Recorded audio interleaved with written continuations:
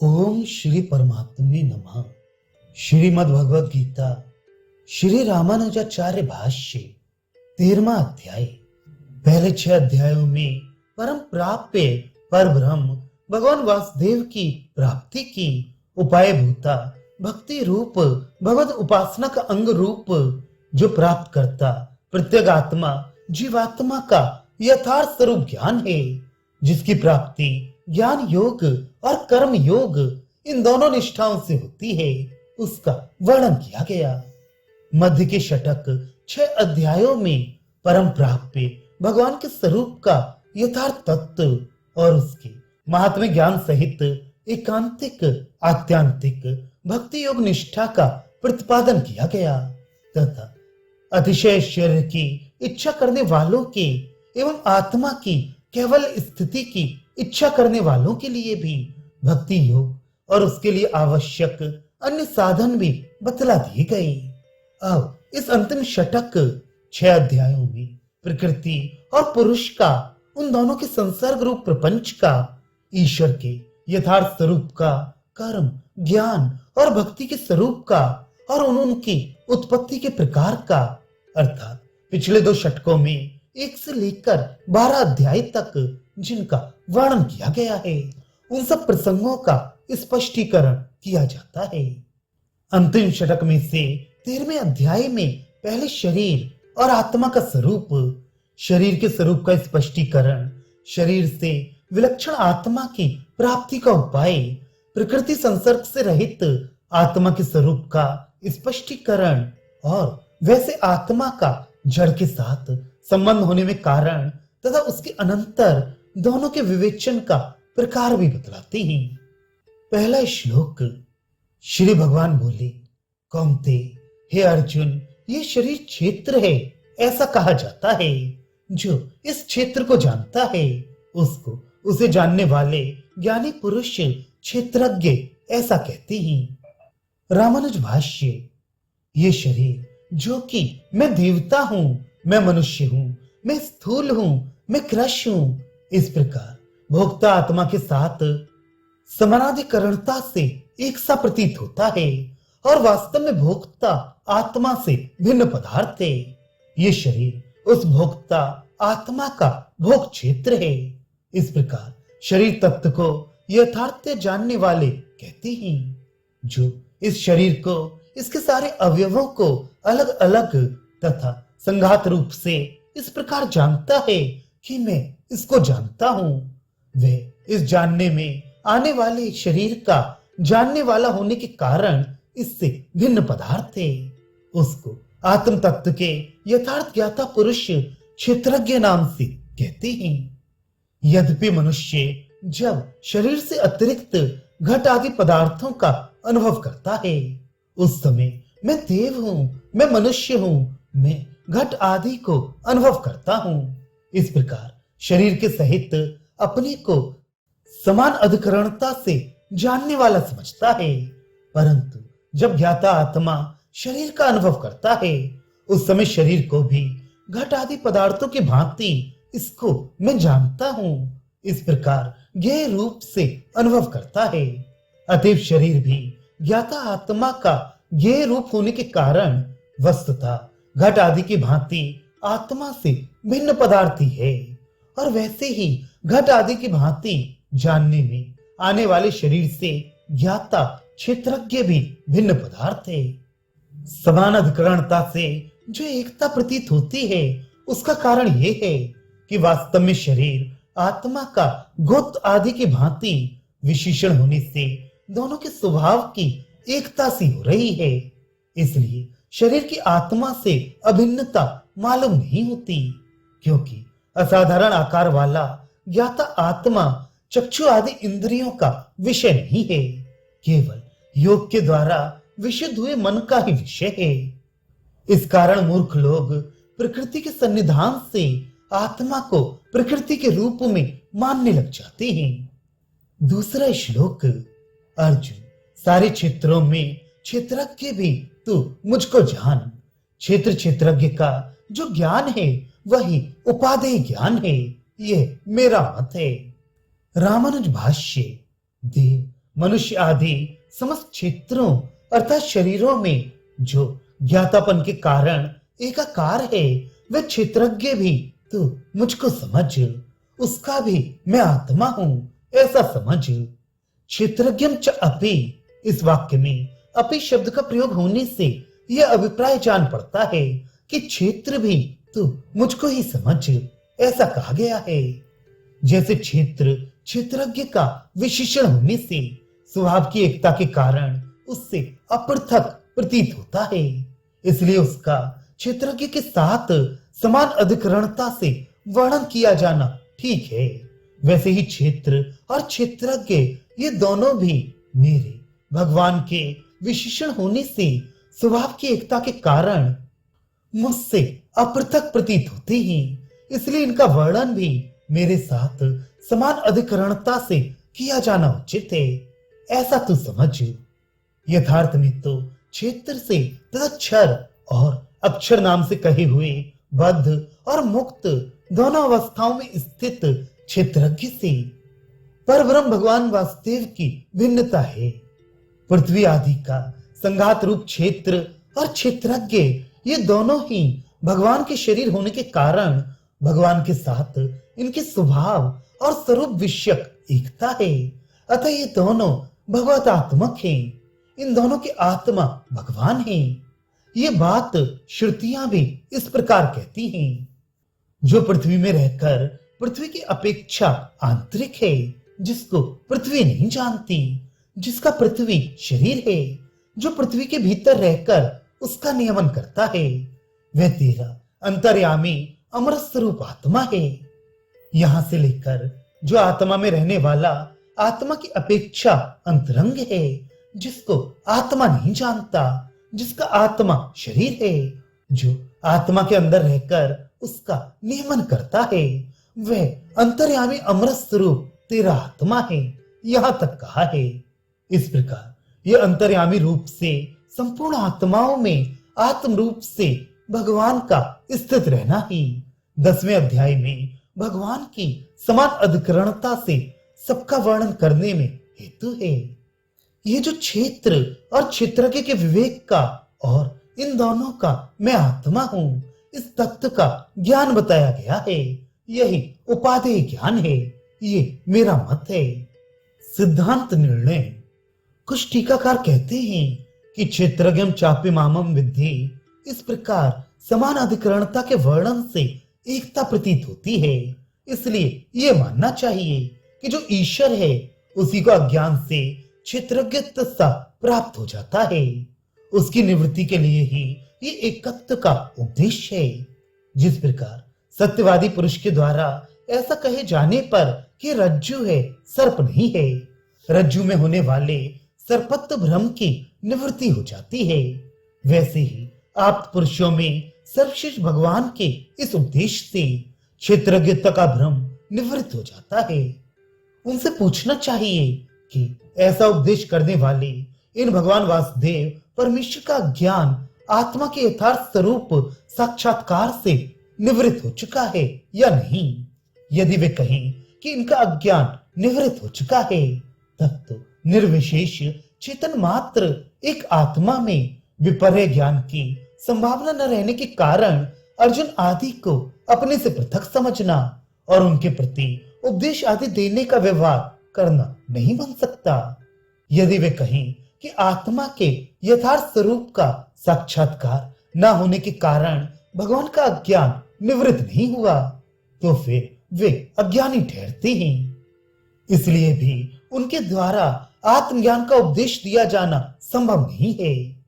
अतः जिन लोगों ने कभी श्रुति, स्मृति, इतिहास, पुराण, न्याय, सदाचार और अपने कथन के विरोध को भी नहीं समझा है, जिनको अपना सिद्धांत स्थापन करने का दुराग्रह है, ऐसे अज्ञानियों के द्वारा जगत को मोह में डालने के लिए ही इस प्रकार के सिद्धांत चलाए गए हैं। इसलिए ऐसे सिद्धांतों का आदर नहीं करना चाहिए।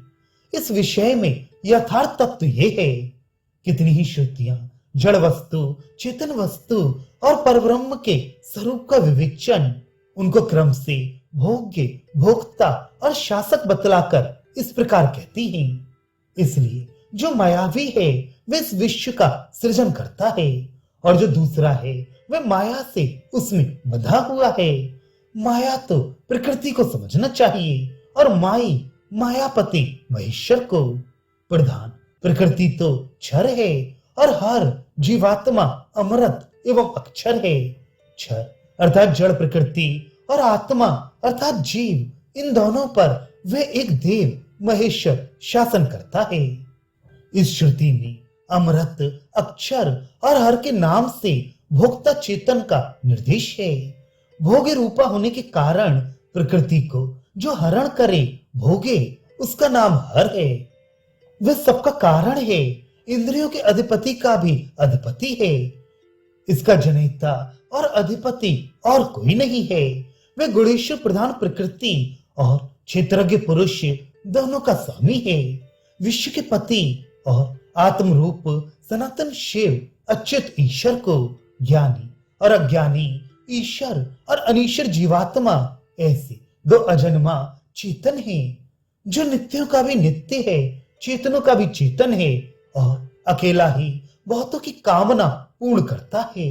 भोक्ता, भोग्य और प्रेरक को पृथक जानकर, आत्मा को पृथक और उसके प्रेरक को पृथक समझकर, फिर उससे संबंधित होकर अमृतत्व को प्राप्त होता है। इन दोनों में एक फलों का स्वाद लेता हुआ खाता है, और दूसरा उसे न खाता हुआ केवल देखता रहता है। लाल रजोगुण, सफेद सत्वगुण और काले तमोगुण रंग वाली, अपने अनुरूप बहुत सी संतानों को जन्म देने वाली, एक अजा को एक अज भोगता हुआ उसके अनुकूल चलता है, और दूसरा अज इस भुक्त भोगा का त्याग कर देता है। वह आदि अंत से रहित गौ भूतों को जन्म देने वाली उनकी माता है।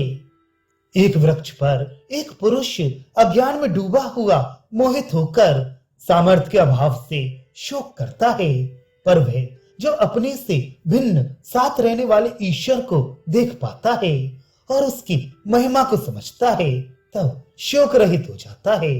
इत्यादि श्रुतियों में कहा है। गीता शास्त्र में भी कहा है, संपूर्ण जगत की योनिभूता मेरी प्रकृति नामक महद्र है, जो कि भूतों का सूक्ष्म भाव मात्र जड़ वस्तु है। उससे मैं चेतन नामक गर्भ को संयोजित करता हूँ। उस मेरे संकल्प के द्वारा किए हुए जड़ चेतन के संयोग से ही देवों से लेकर स्थावर तक संपूर्ण जड़ मिश्रित भूतों की उत्पत्ति होती है।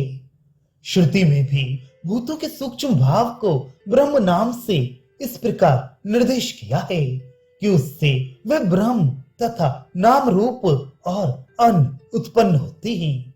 इस प्रकार भोक्ता और भोग्य के रूप में सभी अवस्थाओं में स्थित चेतन और जड़ दोनों ही तत्व परम पुरुष के शरीर होने के कारण उसके द्वारा नियमन करने योग्य हैं।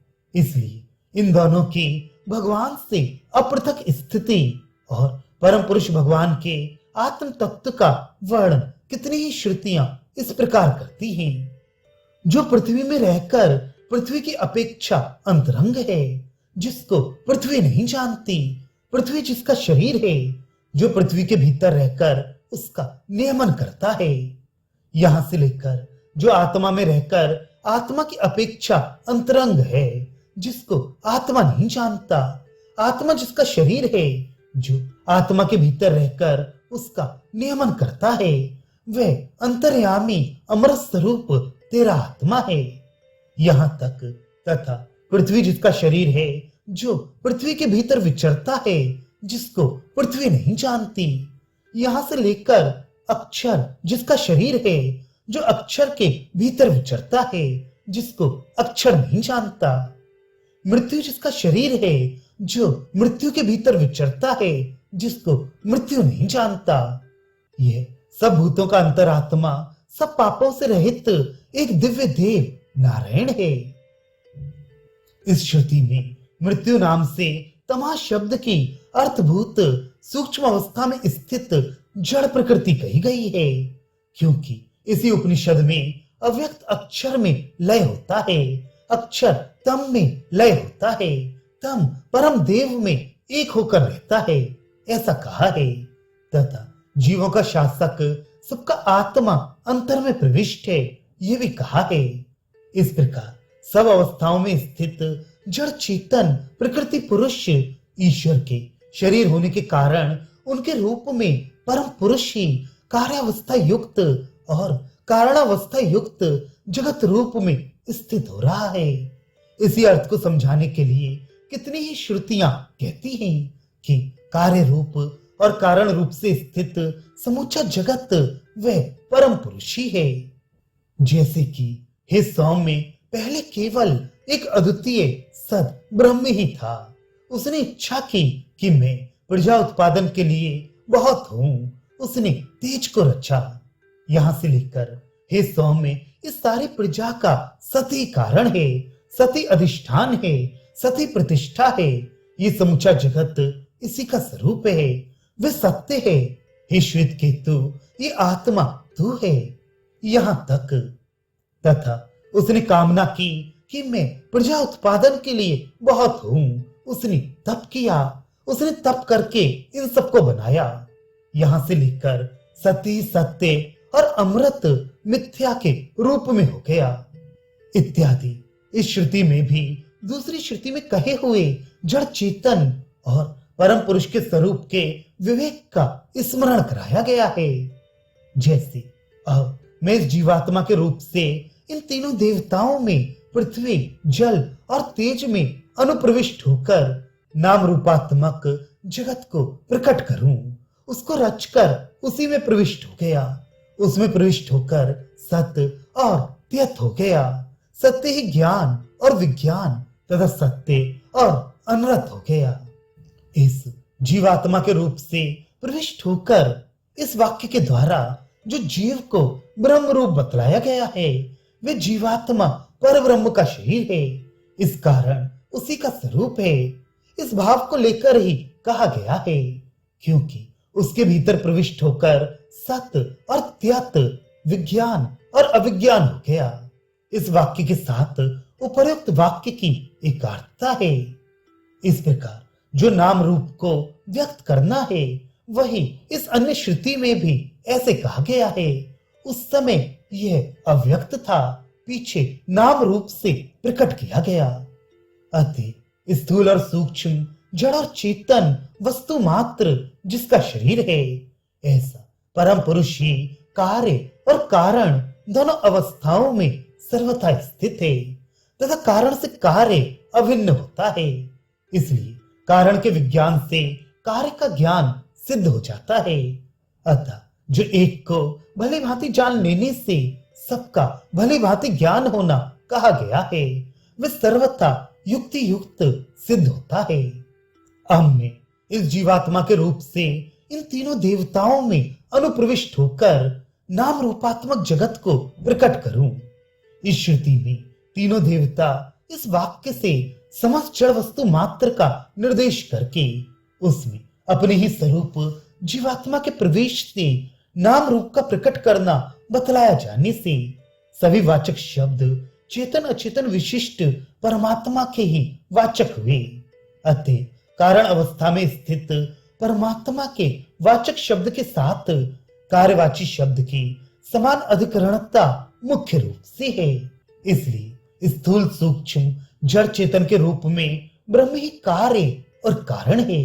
इससे यह सिद्ध हुआ कि इस जगत का उपादान ब्रह्म है तथा सूक्ष्म जड़ चेतन वस्तु मात्र जिसका शरीर है, ऐसा ब्रह्म ही इसका कारण है। इस प्रकार जगत का उपादान ब्रह्म होने पर भी जड़ चेतन दोनों प्रकृतियों के सहित ही ब्रह्म उसका उपादान है। इसलिए जड़ चेतन और ब्रह्म के स्वभाव का पृथक पृथक होना युक्ति युक्त है। जैसे सफेद काले और लाल तंतु मिलकर ही विभिन्न रंगों वाले वस्त्र के उपादान कारण होते हैं, तथापि उन तंतुओं के स्थान में ही सफेद आदि रंगों का संयोग होता है। इसलिए कार्य अवस्था में भी सर्वत्र वर्णों रंगों का मेल नहीं है। कारण अवस्था की भांति सर्वत्र उनका पार्थक्य ही है। वैसे ही जड़ चेतन और ईश्वर तीनों मिलकर जगत का उपादान होने पर भी कार्य अवस्था की स्थिति में भी भोग्य, भोक्ता, नियंतापन और नियमन योग्य आदि का भेद तो रहता ही है। इस दृष्टांत में यह भेद है कि पृथक पृथक रहने की योग्यता वाले तंतु ही मनुष्य की इच्छा से किसी समय मिलाए जाकर कारण और कार्य भाव को प्राप्त होते हैं, परंतु चेतन और जड़ दोनों सभी अवस्थाओं में परम पुरुष का शरीर होने के कारण उनसे विशिष्ट होकर ही पदार्थ रूप होते हैं। इसलिए जड़ चेतन विशिष्ट परम पुरुष ही कारण और कार्य है, अतः वही सदा सर्व शब्द का वाच्यार्थ है। अवश्य ही स्वभाव का भेद और उसका अमिश्रण यह तंतु वस्त्र के समान भी इनमें भी है। ऐसा होने पर भी पर ब्रह्म का कार्य में अनुप्रवेश होने पर भी उसका अपने स्वरूप से विपरीत भाव कभी नहीं होता, इसलिए उसका अविकारीपन सर्वथा सिद्ध होता है और वह स्थूल अवस्था में स्थित नाम रूप के विभाग से विभक्त जड़ चेतन वस्तु के आत्म रूप से स्थित होने के कारण उसका कार्य रूप होना भी भली भांति बन जाता है, क्योंकि अवस्थांतर की प्राप्ति ही कार्यत्व है। पर ब्रह्म परमेश्वर निर्गुण है, ये कथन भी उसमें हे गुणों के संबंध का अभाव होने के कारण सिद्ध हो सकता है। ये आत्मा पाप रहित, जरा रहित, मृत्यु रहित, शोक रहित और क्षुधा पिपासा से रहित है। इस प्रकार हे गुणों का निषेध करके ये सत्य काम और सत्य संकल्प है। इस प्रकार कल्याण में गुणों के संबंध का विधान करने वाली ये श्रुति ही अन्य स्थलों में सामान्य रूप से प्राप्त हुए गुण निषेध के विषय में ये व्यवस्था देती है कि यहाँ हे अर्थात त्यागने योग्य दुर्गुणों का ही बात किया गया है। ब्रह्म ज्ञान स्वरूप है, ये कथन भी इस बात को मान लेने पर युक्ति युक्त हो सकता है कि सर्वज्ञ, सर्वशक्तिमान, अखिल हे गुणों के विरोधी, कल्याण में गुणों की खान पर ब्रह्म परमेश्वर का स्वरूप केवल एक ज्ञान के द्वारा ही निरूपित किया जा सकता है तथा वे स्वयं प्रकाश होने से भी ज्ञान स्वरूप है, क्योंकि जो सर्वज्ञ है, सबको जानता है, जिसकी स्वाभाविक ज्ञान, बल और क्रिया रूपा विभिन्न प्रकार की परम शक्तियां सुनी जाती हैं।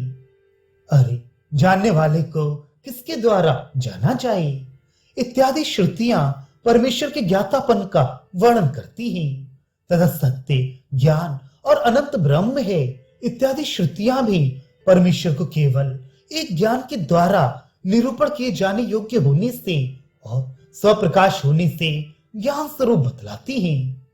जैसे उसने कामना की कि मैं प्रजा उत्पादन के लिए बहुत हूं, उसने इच्छण अर्थात संकल्प किया कि मैं बहुत हूं, वह नाम रूप से ही प्रकट हुआ। हे वत्स, आत्मा के देखे, सुने और समझे जाने पर ये सब कुछ जाना हुआ सा हो जाता है, सब उसको परास्त कर देते हैं जो सबको आत्मा से भिन्न जानता है। ये जो ऋग्वेद है सो उसी इस महान पुरुष परमेश्वर का निश्वास रूप है। इस प्रकार पर ब्रह्म ही अपने संकल्प से विचित्र आकारों और चेष्टाओं से विभिन्न रूपों वाला होने के कारण नाना प्रकार से स्थित है, ये बात श्रुति कहती है। इसके विपरीत अब्रह्मात्मक वस्तु का नानात्व मानना सिद्धांत नहीं है, अतः वह मृत्यु से मृत्यु को प्राप्त होता है। जो यहाँ नानात्व देखता है, यहाँ भिन्न भिन्न कुछ भी नहीं है। जहां दो जैसा रहता है वह एक दूसरे को देखता है, परंतु जहां सब कुछ इसका आत्मा हो गया, वह किसके द्वारा किसको सूंघे और किसके द्वारा किसको देखे इत्यादि श्रुतियों से नानात्व दर्शन का निषेध किया गया है। परंतु इससे यह नहीं समझना चाहिए कि मैं प्रजा उत्पादन के लिए बहुत हूं इत्यादि श्रुतियों से सिद्ध जो ब्रह्म की अपने संकल्प से की हुई नाना नाम रूपता के कारण नाना प्रकारता है, उसका भी ये प्रतिषेध है। क्योंकि यत्र त्वस्य सर्वमात्मे बभूत, इस प्रकार नानात्व विषयक निषेध वाक्य का प्रारंभ करते समय सब उसे परास्त कर देते हैं। जो सबको आत्मा से भिन्न जानता है, उसी इस महान प्राणी परमेश्वर का निश्वास रूप यह ऋग्वेद है इत्यादि वाक्यों से उपर्युक्त बात सिद्ध कर दी गई है। इस प्रकार से जड़, चेतन और ईश्वर इन तीनों के स्वरूप और स्वभाव का भेद बतलाने वाली श्रुतियों का तथा उनका कार्य कारण भाव और कार्य कारण की अनन्यता बतलाने वाली संपूर्ण श्रुतियों का परस्पर अविरोध उन श्रुतियों से ही समझ में आ जाता है, जो कि जड़ चेतन प्रकृतियों के और परमात्मा के नित्य शरीर और आत्म भाव का तथा उन शरीर रूप दोनों प्रकृतियों का कारण अवस्था में नाना रूप विभाग के अयोग्य सूक्ष्म दशा को प्राप्त होने का और कार्य अवस्था में नाना रूप विभाग के योग के स्थूल दशा को प्राप्त होने का वर्णन करती हैं। ऐसा होने से अब्रह्म ज्ञान भाद, औपाधिक ब्रह्म वेद भाव या अन्य भी जो कोई समझ श्रुतियों से विरुद्ध अन्याय मूलक वाद हैं, उन सबके लिए किंचित भी अवकाश नहीं है, अतः बहुत विस्तार का प्रयोजन नहीं है। तीसरा श्लोक, वह क्षेत्र जो है और जैसा है, जिस विकार वाला है और जिससे जो उत्पन्न होता है, तथा वह क्षेत्रज्ञ जो है और जिस प्रभाव वाला है, वह सब तो मुझसे संक्षेप में सुन। रामानुज भाष्य, वह क्षेत्र जो है, जिस द्रव्य वाला जैसा है, जिनका आश्रय है, जिन विकारों वाला है, जो इसके विकार है और जो जिस कारण से ये उत्पन्न हुआ है, अर्थात जिस प्रयोजन के लिए उत्पन्न हुआ है, एवं यह जिस स्वरूप वाला है, तथा वह क्षेत्रज्ञ भी जिस स्वरूप वाला और जिस प्रभाव वाला है, उसके जो प्रभाव है, वह सब तो मुझसे संक्षेप में सुन। चौथा श्लोक, क्षेत्र और क्षेत्रज्ञ के स्वरूप का वर्णन ऋषियों के द्वारा बहुत प्रकार से किया गया है। नाना प्रकार के वेद मंत्रों के द्वारा पृथक पृथक कहा गया है और ऐसे ही निश्चित अर्थ वाले युक्ति युक्त ब्रह्म सूत्र के पदों से भी कहा गया है। रामानुज भाष्य, ऐसे इस क्षेत्र अर्थात शरीर और क्षेत्रज्ञ अर्थात जीवात्मा के यथार्थ स्वरूप का वर्णन पराशर आदि ऋषियों के द्वारा बहुत प्रकार से किया गया है। उदाहरण के लिए राजन, मैं, तू और अन्य सभी पंचभूतों के द्वारा ढोए जा रहे हैं। ये पंचभूत वर्ग भी गुणों के प्रभाव में पड़कर जा रहा है। पृथ्वीपति, ये सत्व आदि तीनों गुण भी कर्मों के वश में हैं और वे कर्म सब जीवों में अविद्या के द्वारा संचित हैं। वस्तुतः आत्मा शुद्ध, अविनाशी, शांत, निर्गुण और प्रकृति से परे है। सब प्राणियों में एक रूप से स्थित इस आत्म तत्व की वृद्धि और क्षय भी नहीं है। और उदाहरण, पुरुष का सिर और हाथ आदि लक्षणों वाला शरीर उससे सर्वथा पृथक है। अतः राजन, ये मैं हूं ऐसी भावना मैं कहां करूं? ये भी कहा है कि क्या तू ये सिर है, क्या ये ग्रीवा, क्या ये पेट और क्या ये पैर आदि तू है? राजन, क्या ये सब तेरे हैं? राजन, तू संपूर्ण अंगों से पृथक है। अब सावधान होकर इस बात का विचार कर कि मैं कौन हूं। इस प्रकार विभिन्न रूप से बतलाए हुए क्षेत्र और क्षेत्रज्ञ दोनों का वासुदेवात्मक होना भी ऋषियों ने बतलाया है। जैसे इंद्रियां, मन, बुद्धि, सत्व, तेज, बल और धृति तथा क्षेत्र एवं क्षेत्रज्ञ सभी वासुदेवात्मक बतलाए गए हैं, अर्थात इसके आत्मा वासुदेव हैं। नाना प्रकार के छंदों द्वारा ऋक, यज, साम और अथर्व इन चारों वेदों के द्वारा भी शरीर और आत्मा का स्वरूप पृथक पृथक बतलाया गया है। उदाहरण के लिए ऐसे इस आत्मा से आकाश उत्पन्न हुआ, आकाश से वायु, वायु से अग्नि, अग्नि से जल, जल से पृथ्वी, पृथ्वी से औषधियां, औषधियों से अन्न और अन्न से पुरुष अर्थात शरीर उत्पन्न हुआ। ऐसा ये पुरुष अन्न और रसमय है। इस प्रकार शरीर के स्वरूप का वर्णन करके उसके अंतर में प्राणमय को और उसके भी अंतर में मनोमय को बतलाकर ऐसे इस मनोमय कोश से भिन्न उसके अंतर में रहने वाला आत्मा विज्ञानमय है। इस प्रकार क्षेत्रज्ञ के स्वरूप का वर्णन किया है। फिर ऐसे इस विज्ञानमय से भी अन्य इसका आंतरिक आत्मा आनंदमय है। इस प्रकार क्षेत्रज्ञ का भी अंतरात्मा रूप से आनंदमय परमात्मा का वर्णन किया गया है। इस प्रकार ऋक, साम और अथर्व वेद में भी स्थान स्थान पर क्षेत्र और क्षेत्रज्ञ का पृथकत्व तथा इन दोनों का आत्मा ब्रह्म है, ये बात स्पष्ट रूप से कही गई है। ब्रह्म सूत्र में जो ब्रह्म को प्रतिपादन करने वाले सूत्र नामक पद हैं, युक्ति से युक्त हैं तथा भली भांति निर्णय करने वाले हैं। ऐसे शारीरिक सूत्रों के पदों द्वारा भी यही तत्व कहा गया है कि आकाश की उत्पत्ति नहीं होती, क्योंकि इसमें श्रुति प्रमाण नहीं है। यहां से पूर्व पक्ष का आरंभ करके क्षेत्र के भेदों का निर्णय कहा गया है। वहां जड़ प्रकृति के कार्यों को उत्पत्तिशील बताया गया है तथा आत्मा उत्पन्न नहीं होता, क्योंकि उसमें श्रुति प्रमाण है तथा उन श्रुतियों से उसका नित्यत्व भी प्रतिपादित है। यहां से लेकर इसलिए वह जानने वाला है इत्यादि सूत्रों द्वारा क्षेत्रज्ञ के यथार्थ स्वरूप का निर्णय किया गया है। वहां आत्मा को चेतन और कर्ता, भोक्ता तथा ज्ञाता सिद्ध किया गया है। इसके बाद उसका कर्तव्य परमात्मा के अधीन है, क्योंकि श्रुति से यही सिद्ध होता है। इस प्रकार सब भगवान के अधीन प्रवृत्ति वाले होने से भगवान ही सबका आत्मा है, ये बात कही है। अभिप्राय ये है कि इस प्रकार बहुत तरह से कहे हुए क्षेत्र और क्षेत्रज्ञ के यथार्थ स्वरूप को मेरे द्वारा संक्षेप में ही सुस्पष्ट रूप से कहा हुआ तू सुन। 5वां और 6वां श्लोक। महाभूत, अहंकार, बुद्धि, अव्यक्त, 10 इंद्रिय, एक मन, 5 इंद्रियों के विषय इच्छा, द्वेष, सुख, दुख, ये चेतन का आधार रूप संघात विकार सहित क्षेत्र संक्षेप में बतलाया गया। रामानुज भाष्य। महाभूत, अहंकार, बुद्धि और अव्यक्त ये शरीर को उत्पन्न करने वाले द्रव्य हैं। पृथ्वी, जल, तेज, वायु और आकाश, इन 5 का नाम महाभूत है। भूतों के आदि कारण का नाम अहंकार है। मैं तत्व का नाम बुद्धि है और प्रकृति का नाम अव्यक्त है।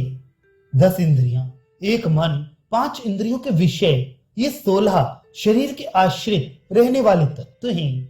श्रोत्र, त्वचा, चक्षु, रसना और घ्राण, ये 5 ज्ञानेंद्रियां हैं।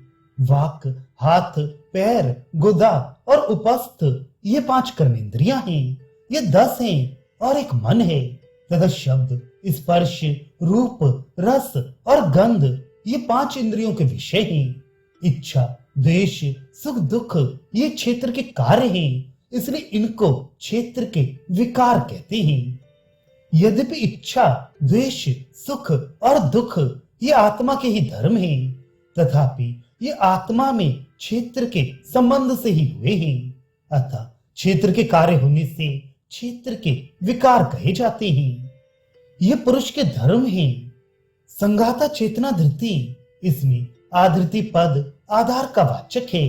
अतः यह अभिप्राय है कि सुख दुख को भोगने वाले तथा भोग एवं अपवर्ग का साधन करने वाले चेतन के आधार रूप से उत्पन्न ये भूत संघात क्षेत्र है। कहने का अभिप्राय ये है कि जो प्रकृति से लेकर पृथ्वी तक बतलाए हुए द्रव्यों से आरंभ होने वाला है, इंद्रियों का आश्रय भूत है तथा इच्छा, द्वेष और सुख दुख जिसके विकार हैं, चेतन के सुख दुख रूप भोगों का आधार होना ही जिसका प्रयोजन है, ऐसा ये भूतों का संघात रूप क्षेत्र है। इस प्रकार ये क्षेत्र का स्वरूप संक्षेप से विकारों सहित यानी उसके कार्य सहित कहा गया। अब क्षेत्र के कार्यों में से जो आत्मज्ञान के साधन होने के कारण ग्रहण करने योग्य हैं, ऐसे गुणों का वर्णन किया जाता है। 7वां श्लोक। मानहीनता, दमहीनता, अहिंसा, क्षमा, सरलता, आचार्य की उपासना, शौच, स्थिरता और मन का भली भांति निग्रह। रामानुज भाष्य। उत्तम पुरुषों के प्रति तिरस्कार बुद्धि के ना होने का नाम अमानित्व है। धार्मिकपन के यश की प्राप्ति के लिए धर्मानुष्ठान करने का नाम दंभ है। उसके ना होने का नाम अधमित्व है। मन, वाणी और शरीर से दूसरे को पीड़ा न पहुंचाने का नाम अहिंसा है। दूसरों के द्वारा पीड़ित किए जाने पर भी उनके प्रति चित्त में विकार न होने का नाम शांति अथवा क्षमा है। दूसरों के लिए मन, वाणी और शरीर की एक रूपता, सरल भाव का नाम आर्जव है। आत्मज्ञान देने वाले आचार्य को प्रणाम करने का, उनसे प्रश्न करने का और उनकी सेवा आदि में लगे रहने का नाम आचार्य की उपासना है। मन, वाणी और शरीर में आत्मज्ञान और उनके साधन की शास्त्र सिद्ध योग्यता प्राप्त हो जाने का नाम शौच है। अध्यात्म शास्त्र में कही हुई बात पर निश्चल भाव का नाम स्थैर्य है और आत्म स्वरूप के अतिरिक्त विषयों से मन को हटाए रखने का नाम आत्म विनिग्रह है। 8वां श्लोक। इंद्रियों के भोगों में वैराग्य और अहंकारहीनता तथा जन्म, मृत्यु, जरा, व्याध एवं दुख रूप दोष को बार बार देखना। रामानुज भाष्य। इंद्रियों के अर्थों में वैराग्य यानी आत्मा के अतिरिक्त समस्त विषयों में दोष दर्शन करके विरक्त हो जाना। अहंकारहीनता यानी अनात्मा शरीर में आत्माभिमान का अभाव, ये कहना उपलक्षण मात्र है। अतः जो अपनी वस्तु नहीं है उसमें अपनेपन का अभाव भी इससे विवक्षित है। जन्म, मृत्यु, जरा, व्याध और दुख रूप दोषों को देखना। शरीर से युक्त रहने तक जन्म, मृत्यु, जरा, व्याध और दुख रूप दोष अनिवार्य है। इस बात का विचार करते रहना। 9वां श्लोक। अनासक्ति, पुत्र, स्त्री, घर आदि में अलिप्तता तथा इष्ट और अनिष्ट की प्राप्तियों में सदा समचित्त रहना। रामानुज भाष्य। अनासक्ति अर्थात आत्मा के अतिरिक्त अन्य विषयों में आसक्ति का अभाव, पुत्र, स्त्री और घर आदि में लिप्तता का अभाव, उनमें शास्त्रीय कर्मों की उपयोगिता के सिवा संबंध का अभाव, इष्ट और अनिष्ट की प्राप्ति में सदा चित्त की समता, संकल्प से होने वाले इष्ट और अनिष्ट की प्राप्ति में हर्ष और उद्वेग से रहित रहना। 10वां श्लोक। मुझ में अनन्य योग से अव्यभिचारिणी भक्ति, एकांत देश के सेवन करने का स्वभाव और जन समुदाय में अप्रीति। रामानुज भाष्य। मुझ सर्वेश्वर में एकांतिक भाव से स्थिर भक्ति, निर्जन देश में निवास करने का स्वभाव और जन समुदाय में अप्रीति। 11वां श्लोक। अध्यात्म ज्ञान में नित्य स्थिति, तत्व ज्ञान के अर्थ का दर्शन, ये सब ज्ञान है। इसके विपरीत जो है वह अज्ञान है, ऐसा कहा है। रामानुज भाष्य। आत्म विषय ज्ञान का नाम अध्यात्म ज्ञान है। उसमें अविच्छिन्न स्थिति, तत्व ज्ञान के अर्थ को देखना अर्थात जो तत्व ज्ञान का फल रूप तत्व है उसमें भली भांति रत हो जाना। जिससे आत्मा को जाना जाए उसका नाम ज्ञान यानी आत्मज्ञान के साधन का नाम ज्ञान है। अतः क्षेत्र से संबंध रखने वाले मनुष्य के लिए यह बतलाया हुआ अमानित्व आदि गुण समुदाय ही आत्मज्ञान का उपयोगी है। इससे अतिरिक्त समस्त क्षेत्र का कार्य मात्र आत्मज्ञान का विरोधी है, अतः वह अज्ञान है। 12वां श्लोक। जो ज्ञेय है उसको मैं कहूंगा, जिसको जानकर मनुष्य अमृत भोगता है वह अनादि मत पर और ब्रह्म है। वह न सत्य और न असत्य ही कहा जा सकता है। रामानुज भाष्य।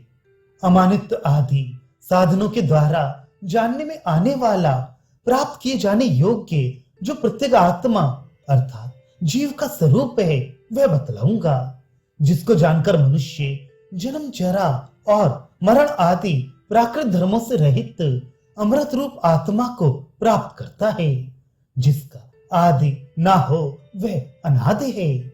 इस प्रत्येक आत्मा की उत्पत्ति नहीं है, इसलिए इसका अंत भी नहीं है। श्रुति भी कहती है कि विपश्चित अर्थात आत्मा न जन्मता है और न मरता है, इसलिए वह अनादि है। मैं जिसका पर अर्थात स्वामी हूं, उसका नाम मत पर है। इस प्रकार भगवान का शरीर होने से एकमात्र भगवान ही जिसका स्वामी शेषी और आत्मा है, ऐसा आत्मा का स्वरूप है, इसलिए वह मत पर है। यही बात जो आत्मा में रहता हुआ आत्मा की अपेक्षा अंतरतम है, जिसको आत्मा नहीं जानता, जिसका आत्मा शरीर है, जो आत्मा के अंदर रहकर उसका नियमन करता है तथा वे सबका कारण और करणाधिपतियों का भी अधिपति है। इसका कोई ना तो जनयिता है और ना अधिपति है।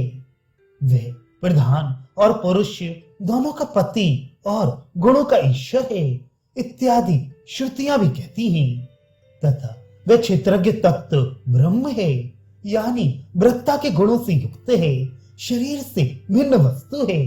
वास्तव में शरीर आदि के द्वारा परिच्छिन्न नहीं है, क्योंकि वह अनंत पद की प्राप्ति के योग्य होता है।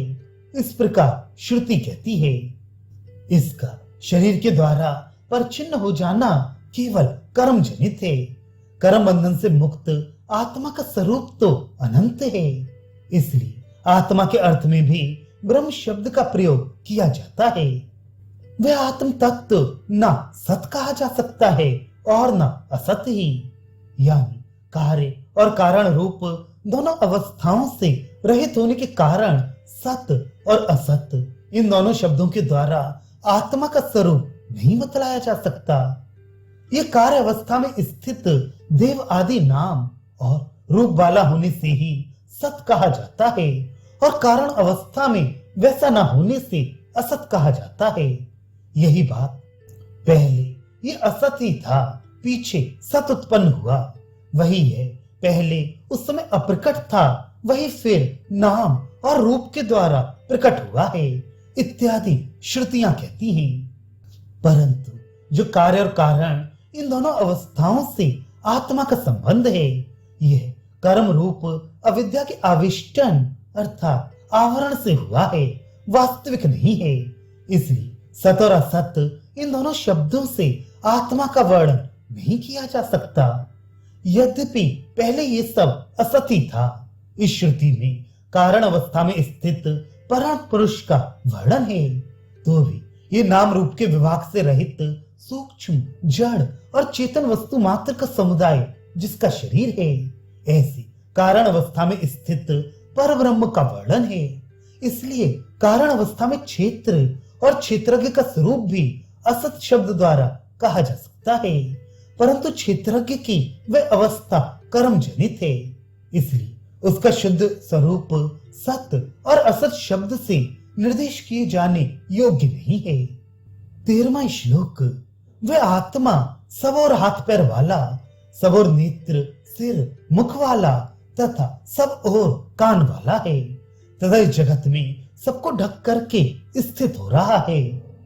रामानुज भाष्य, वे सब जगह हाथ पैर वाला है, प्रकृति के संसर्ग से रहित शुद्ध आत्मा सर्वत्र हाथ पैर का कार्य करने में समर्थ है तथा सब जगह नेत्र सिर मुख वाला और सब जगह कान वाला है।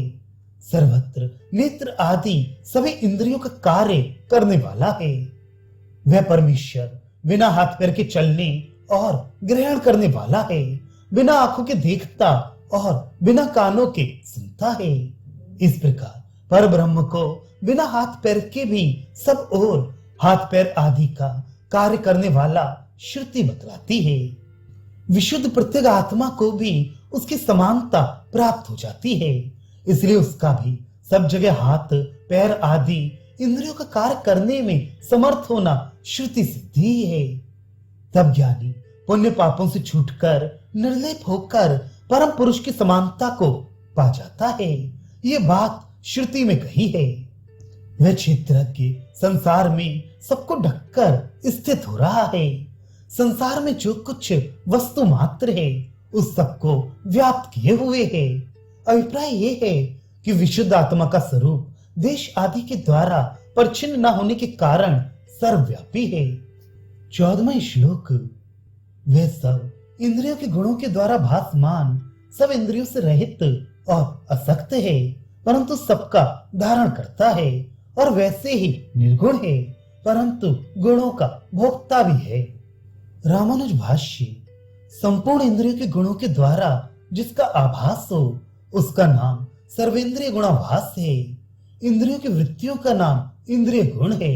अभिप्राय यह है कि वह आत्मा इंद्रियों की वृत्तियों के द्वारा भी विषयों को जानने में समर्थ है, परंतु स्वभाव से सब इंद्रियों से रहित है। बिना इंद्रियों की वृत्तियों के अपने आप ही सब कुछ जानता है, तथा स्वभाव से तो देव मनुष्य आदि शरीरों से संग रहित है, पर वैसे देव मनुष्य आदि सब शरीरों को धारण करने में समर्थ भी है। यह बात वे एक प्रकार का होता है, 2 प्रकार का होता है, 3 प्रकार का होता है इत्यादि श्रुति से सिद्ध है, तथा वे आत्मा स्वभाव से सत्य आदि गुणों से रहित है, परंतु सत्य आदि गुणों को भोगने में समर्थ भी है। 15वां श्लोक, वह भूतों के अंदर और बाहर है, चर और अचर भी है, सूक्ष्म होने से अविज्ञेय है, वह दूरस्थ भी है और समीप भी। रामानुज भाष्य, पृथ्वी आदि भूतों का परित्याग करके शरीर रहित होने पर उनके बाहर रहता है, और साधारण स्थिति में उनके भीतर भी रहता है। भोजन करता हुआ, स्त्रियों से क्रीड़ा करता हुआ, या रथ आदि यानों द्वारा भ्रमण करता हुआ इत्यादि श्रुतियों से सिद्ध स्वच्छंद प्रवृत्तियों में वह अचर होते हुए भी चर है। स्वभाव से तो अचर है, किंतु शरीर के संयोग से चर है, तथा सूक्ष्म होने के कारण वह अविज्ञेय है। इस प्रकार वे सर्वशक्ति संपन्न सर्वज्ञ आत्म तत्व इस शरीर में पृथक भाव से रहता हुआ भी बहुत सूक्ष्म होने के कारण संसारी मनुष्यों के द्वारा शरीर से पृथक रूप में नहीं समझा जाता। वह दूरी पर स्थित है और समीप में भी है। अभिप्राय यह है कि पूर्वोक्त अमानित्व आदि गुणों से रहित और विपरीत गुणों से युक्त पुरुषों के लिए तो उनके शरीर में रहता हुआ भी वह बहुत दूर है, और अमानित्व आदि गुणों से युक्त पुरुषों के लिए वही समीप में रहता है। 16वां श्लोक, वह सब भूतों में अविभक्त होने पर भी विभक्त के सदृश स्थित है, तथा वे ज्ञेय तत्व सब भूतों का भरता, ग्रसने वाला और उत्पन्न करने वाला भी है। रामानुज भाष्य, देवता मनुष्य आदि समस्त प्राणियों में सर्वत्र स्थित आत्म तत्व ज्ञातापन की एकाकारता से विभाग रहित है, परंतु अज्ञानियों की समझ में देवता आदि के आकार में ये देव है, ये मनुष्य है, इस प्रकार विभक्त के सदृश स्थित है। मैं देव हूं, मैं मनुष्य हूं, इस प्रकार शरीर की समान अधिकरणता से समझा जाता हुआ भी ज्ञाता होने के कारण आत्मा शरीर से भिन्न वस्तु है, ये बात जानी जा सकती है। यह तो एतद्यो वेत्ति इस श्लोक में पहले कहा गया है। अब वह भूतों को धारण करने वाला है, इस कथन से यह बात कहती हैं कि प्रकारांतर से भी आत्मा को शरीर से पृथक रूप में जाना जा सकता है।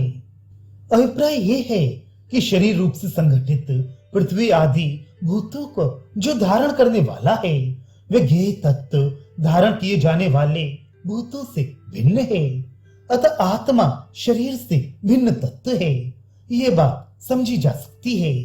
तदय आत्मा ग्रसिष्णु अन्न आदि भौतिक पदार्थों को ग्रास करने खाने वाला है, अतः खाए जाने वाले भूतों से आत्मा उनका भक्षक होने के कारण भिन्न वस्तु है, ऐसा समझा जा सकता है। तथा प्रभु विष्णु अर्थात उत्पत्ति का हेतु भी है। अभिप्राय यह है कि खाए हुए अन्न आदि पदार्थों का जो कि दूसरे आकार में परिणत हो जाते हैं, उत्पन्न करने वाला भी यही है, इसलिए उनसे भिन्न वस्तु है, ऐसा समझा जा सकता है। मरे हुए शरीर में खाना और उत्पन्न करना नहीं देखा जाता, इसलिए यह निश्चय होता है कि भूतों का समुदाय रूप शरीर ग्रसन, प्रभव और धारण का हेतु नहीं है। 17वां श्लोक, वे ज्योतियों का भी ज्योति और प्रकृति से पर कहा जाता है। वे ज्ञान ज्ञेय और ज्ञान गम्य है तथा सबके हृदय में स्थित है। रामानुज भाष्य। दीपक, सूर्य और मणि आदि ज्योतियों का भी वही ज्योति है, वही प्रकाशक है, क्योंकि दीपक और सूर्य आदि का भी आत्म प्रभा रूप ज्ञान ही प्रकाशक है। दीपक आदि तो विषय और इंद्रियों के संयोग में विघ्न डालने वाले अंधकार का नाश मात्र करते हैं। इतने ही मात्र से वे प्रकाशक समझी जाती हैं। वे आत्म तत्व तम से श्रेष्ठ कहा जाता है। तम शब्द सूक्ष्म अवस्था में स्थित प्रकृति का वाचक है। अतः यह अभिप्राय है कि वे आत्मा प्रकृति से पर है, इसलिए वे ज्ञान रूप से ज्ञेय है, यानी केवल ज्ञान स्वरूप है, इस प्रकार जानने की योग्य है तथा वह ज्ञान गम्य है, यानी बतलाए हुए अमानित आदि ज्ञान साधनों के द्वारा प्राप्त हो सकने वाला है और सबके हृदय में स्थित है। मनुष्य आदि समस्त प्राणियों के हृदय में विशेष रूप से स्थित है। 18वां श्लोक। इस प्रकार क्षेत्र, ज्ञान और ज्ञेय संक्षेप से कहा गया है। मेरा भक्त इसको जानकर मेरे भाव को प्राप्त होने के योग्य बन जाता है। इस प्रकार क्षेत्र, ज्ञान और ज्ञेय संक्षेप से कहा गया। मेरा भक्त इस क्षेत्र के यथार्थ स्वरूप को तथा क्षेत्र से पृथक आत्म स्वरूप की प्राप्ति के उपाय के यथार्थ स्वरूप को एवं क्षेत्रज्ञ के यथार्थ स्वरूप को जानकर मेरे भाव को प्राप्त होने का अधिकारी बन जाता है। मेरा जो भाव स्वभाव है, यानी असंसारित्व है, उसे मद भाव कहते हैं। उस असंसारी भाव को प्राप्त होने का अधिकारी बन जाता है, ये अभिप्राय है। अब अत्यंत भिन्न स्वभाव वाले प्रकृति और आत्मा के संसर्ग का अनादित्व तथा परस्पर संयुक्त हुए दोनों के पृथक पृथक कार्य और दोनों के संसर्ग का कारण भी बतलाते हैं। 19वां श्लोक। प्रकृति और पुरुष इन दोनों को ही तू अनादि जान और सब विकारों तथा गुणों को तू प्रकृति से उत्पन्न हुआ जान। रामानुज भाष्य। तू ऐसा जान कि एक दूसरे से संयुक्त हुए प्रकृति और पुरुष ये दोनों अनादि हैं तथा बंधन के कारण रूप इच्छा द्वेष आदि विकारों को और मोक्ष के कारण रूप अमानित्व आदि गुणों को तू प्रकृति से उत्पन्न जान।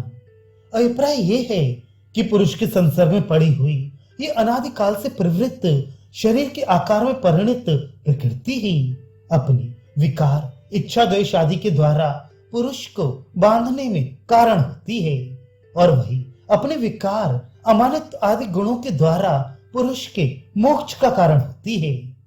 परस्पर संयुक्त हुए प्रकृति और पुरुष के पृथक पृथक कार्य बतलाते हैं। 20वां श्लोक। कार्य कारण के कर्तापन में प्रकृति हेतु कहलाती है और सुख दुख के भोक्तापन में पुरुष हेतु कहलाता है। रामानुज भाष्य। शरीर का नाम कार्य है और मन के सहित कर्मेंद्रियां और ज्ञानेंद्रियां कारण हैं। उनसे क्रिया करवाने में पुरुष अधिष्ठित प्रकृति ही कारण है। अभिप्राय ये है कि भोग साधन रूप क्रिया शरीर के आकार में परिणित पुरुष अधिष्ठित प्रकृति के आश्रित हैं। पुरुष का तो केवल अधिष्ठातापन ही उस प्रकृति की अपेक्षा अधिक है। यही बात कर्ता, शास्त्रार्थवत्वात् इत्यादि सूत्रों में कही गई है, क्योंकि शरीर के अधिष्ठान का और प्रयत्न का कारण होना ही पुरुष का कर्तापन है। प्रकृति संसर्ग से युक्त पुरुष सुख दुखों के भोगने में हेतु है, अर्थात सुख दुखों के अनुभव का आश्रय है। इस प्रकार परस्पर संयुक्त प्रकृति और पुरुष का पृथक पृथक कार्य बतलाया गया। अब ये बतलाते हैं कि स्वतः एकमात्र स्व अनुभव सुख स्वरूप होने पर भी आत्मा के विषय जनित सुख दुखों के उपभोग का कारण क्या है। 21वां श्लोक। पुरुष प्रकृति में स्थित हुआ ही प्रकृति से उत्पन्न गुणों को भोगता है और गुणों का संग ही उसके अच्छी बुरी योनियों में जन्म का कारण है। रामानुज भाष्य। गुण शब्द यहाँ गुणों के कार्यों का औपचारिक नाम है। स्वभाव से जो एकमात्र स्वानुभव सुख स्वरूप है, ऐसा ये पुरुष प्रकृति में स्थित होकर, प्रकृति के संसर्ग से युक्त होकर प्रकृति जन्य गुणों को भोगता है।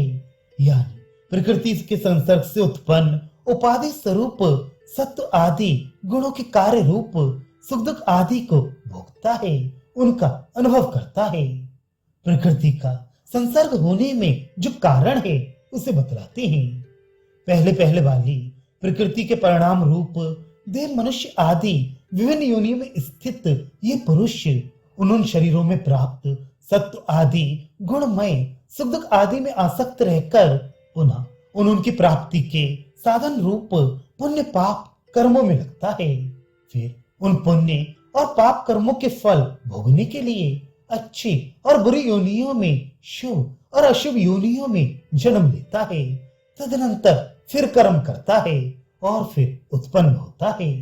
इस प्रकार जब तक अमानित्व आदि आत्म प्राप्ति के साधन रूप गुणों का सेवन नहीं करता, तब तक ही आवागमन के चक्र में पड़ा रहता है।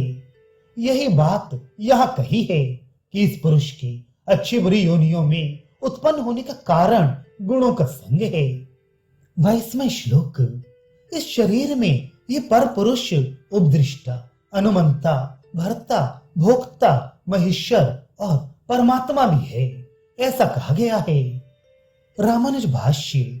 इस शरीर में स्थित यह पुरुष शरीर की प्रवृत्ति के अनुसार किए जाने वाले संकल्प आदि रूप से शरीर का उपदृष्टा और अनुमंता भी है तथा शरीर का भरण पोषण करने वाला भी है तथा शरीर की प्रवृत्ति से उत्पन्न सुख दुखों का भोक्ता भी है।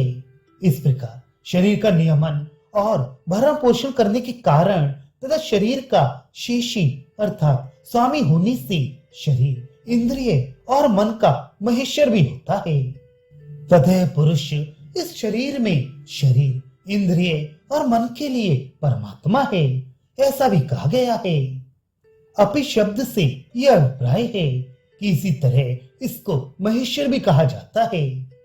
यह पर पुरुष यानी अनादिमत परम इत्यादि श्लोकों में जिसका वर्णन किया गया है, ऐसा ये अपरिच्छिन्न ज्ञान शक्ति युक्त पुरुष अनादि प्रकृति संबंध जनित गुण संग से इस शरीर मात्र का महेश्वर और शरीर मात्र का परमात्मा होता है। 23वां श्लोक। जो इस पुरुष को और गुणों के सहित प्रकृति को जानता है, वह सब प्रकार से बढ़ता हुआ भी फिर जन्म ग्रहण नहीं करता। रामानुज भाष्य। जो उपर्युक्त स्वभाव वाले इस पुरुष को और प्रकृति को आगे बताए जाने वाले स्वभाव से युक्त सत्व आदि गुणों के सहित जानता है, विवेक पूर्वक यथार्थ रूप में जानता है, वे सब प्रकार से यानी देव मनुष्य आदि शरीरों में अत्यंत क्लिष्ट रीति से बढ़ता हुआ भी फिर जन्म ग्रहण नहीं करता, फिर प्रकृति के संसर्ग में आने योग्य नहीं रहता। अभिप्राय ये है कि उस शरीर का त्याग करते समय अपरिच्छिन्न ज्ञान स्वरूप निष्पाप आत्म स्वरूप को प्राप्त हो जाता है। 24वां श्लोक। कितने ही पुरुष आत्मा अर्थात शरीर में स्थित आत्मा को आत्मा अर्थात मन से ध्यान के द्वारा देखते हैं, कितने ही सांख्य योग के द्वारा और दूसरे कर्म योग के द्वारा देखते हैं। रामानुज भाष्य।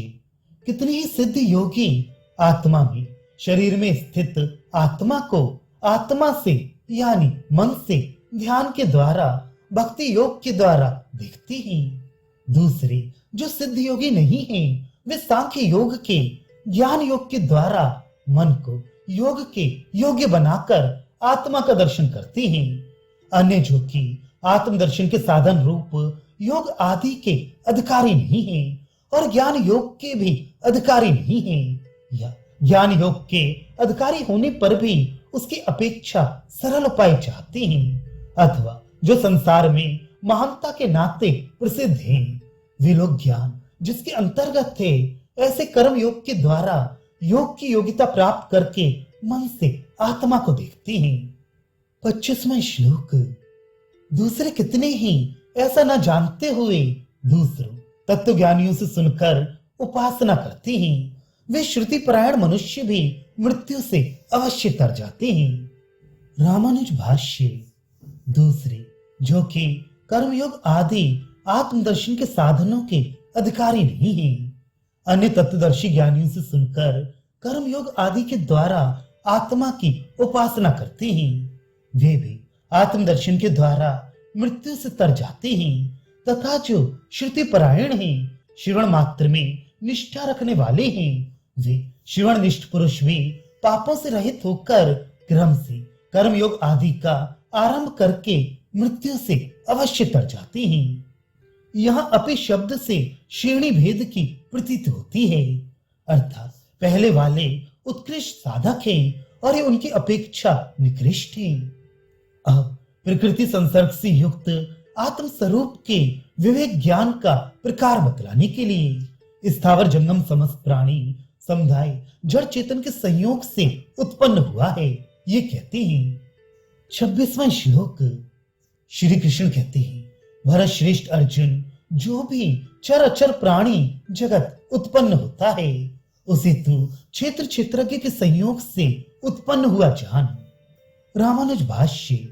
चर और चर रूप से जितने प्राणी उत्पन्न होते हैं, वे सभी क्षेत्र और क्षेत्रज्ञ के पारस्परिक संयोग से ही उत्पन्न होते हैं, यानी दोनों मिलकर ही उत्पन्न होते हैं, ना कि एक दूसरे से अलग अलग उत्पन्न होते हैं। 27वां श्लोक।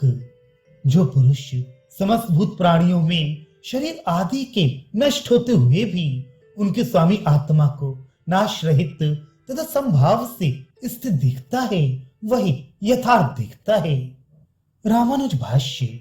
इस प्रकार क्षेत्र और क्षेत्रज्ञ दोनों के परस्पर संयोग से युक्त होकर उत्पन्न हुए समस्त प्राणियों में जो उन देव मनुष्य आदि विषम आकृतियों से पृथक है तथा उन शरीर इंद्रिय और मन के लिए परमेश्वर होकर रहने वाला है, उस आत्मा को जो मनुष्य उन नष्ट होने वाले शरीर आदि में ज्ञाता रूप से समानाकार तथा विनाशी स्वभाव वाला न होने से नष्ट न होता हुआ देखता है, वही देखता है, वही आत्मा को यथार्थ रूप से स्थित दिखता है।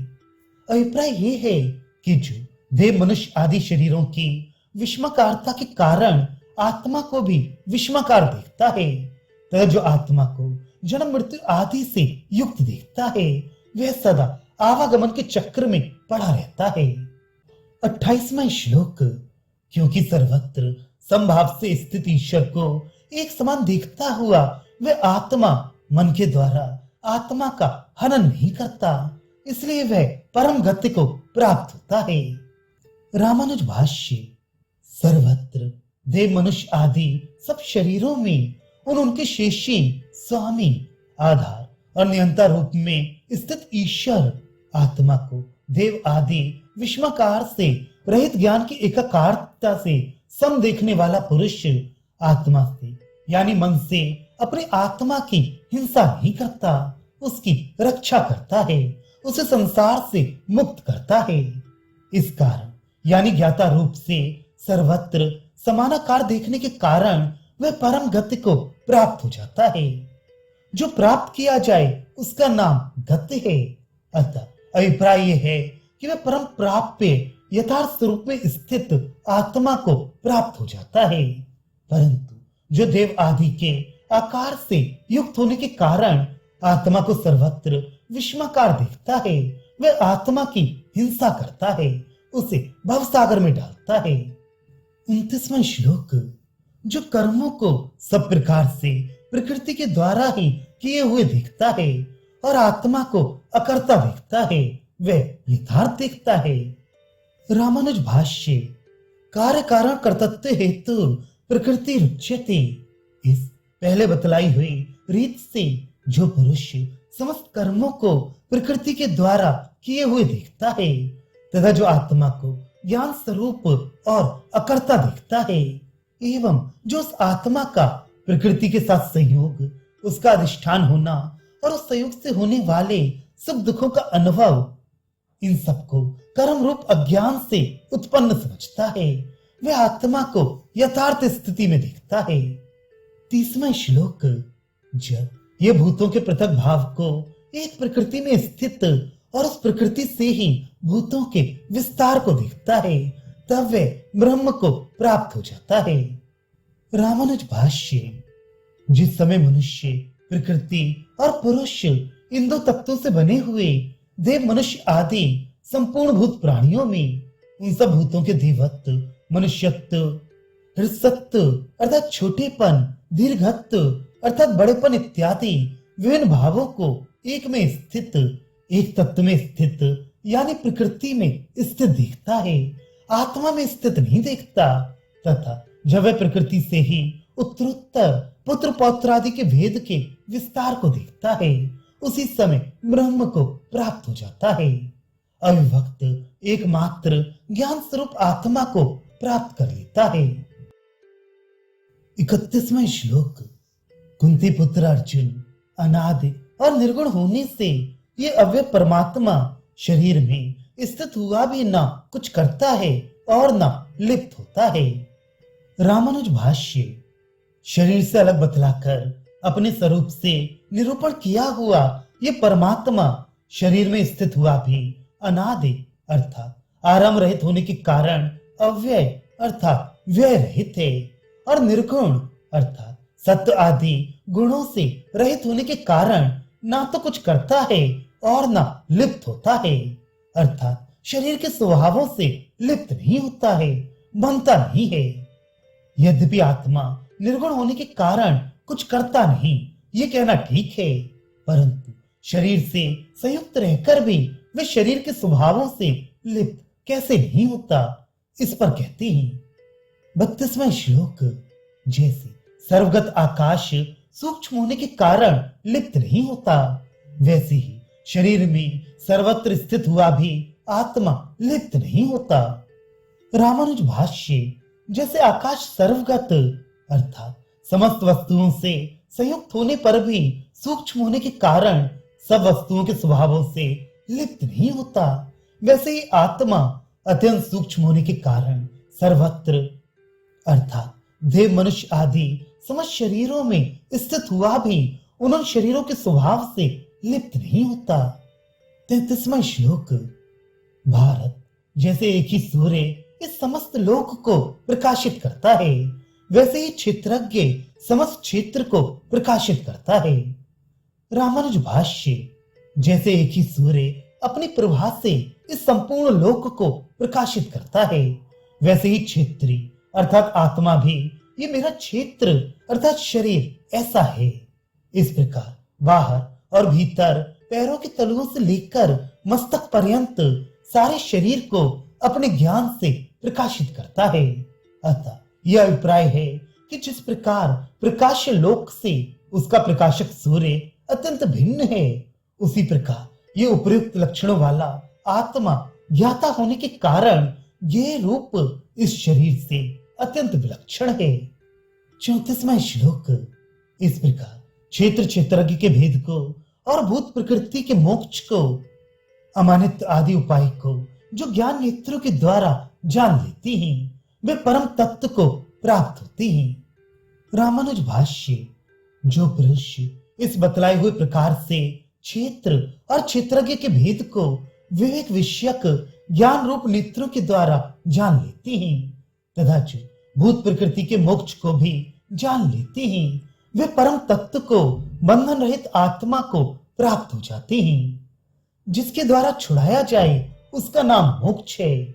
इस व्युत्पत्ति के अनुसार पहले बतलाए हुए अमानित आदि मोक्ष साधन का नाम यहाँ मोक्ष है। अभिप्राय ये है कि जो साधक क्षेत्र और क्षेत्रज्ञ संबंधी विवेक विषयक उक्त ज्ञान के द्वारा उन दोनों के भेद को जानकर तथा भूतों के आकार में परिणित प्रकृति से छूटने के उपाय रूप अमानित आदि गुणों को समझकर वैसा ही आचरण करते हैं, वे बंधन से मुक्त होकर अपने स्वरूप में स्थित अविभक्त ज्ञान स्वरूप आत्मा को प्राप्त कर लेते हैं। इस प्रकार श्रीमान भगवान रामानुजाचार्य द्वारा रचित गीता भाष्य के हिंदी भाषा अनुवाद का 13वां अध्याय समाप्त हुआ।